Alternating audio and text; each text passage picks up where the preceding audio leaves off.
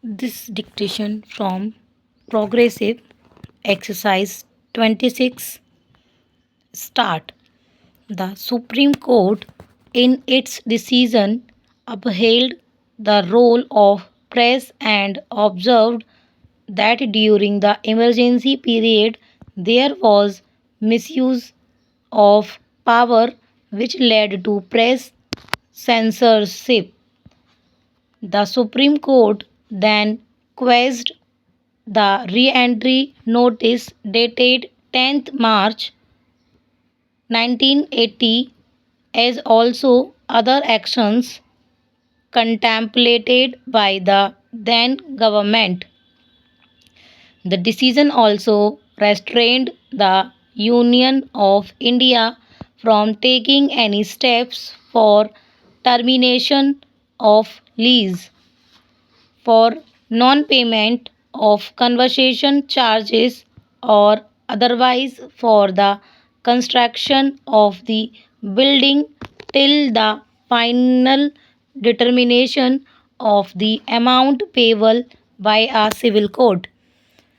Three separate judgments were authored by the three honorable judges on the bench.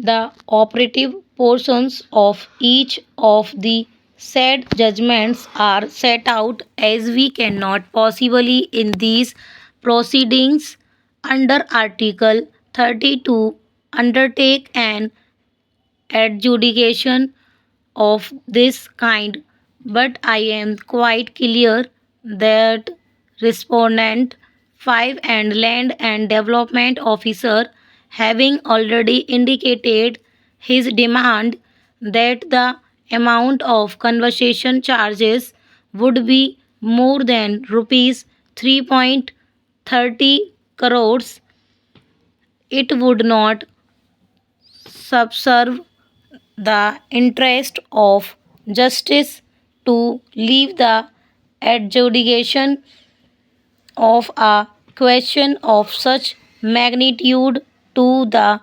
arbitrary decision of the land and development officer, who is a minor functionary of the Ministry of Works and Housing.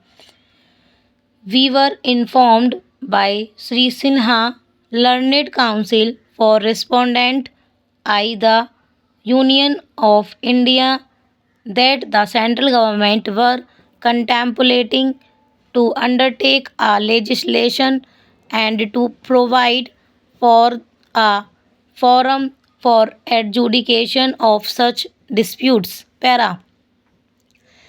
As stated earlier, we had suggested that the dispute as to the quantum of conversion charges payable be referred to the arbitration of an impartial person like a retired judge of the Supreme Court of India.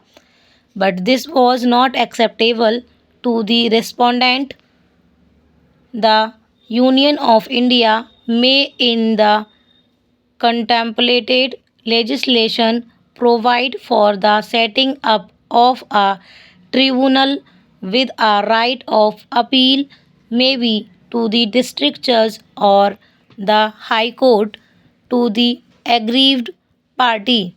If such a course is not feasible, the only other alternative for the lesser, that is the Union of India, Ministry of Works and Housing, would be to realize the conversion charges and additional ground rent, whatever be recoverable by a duly constituted suit.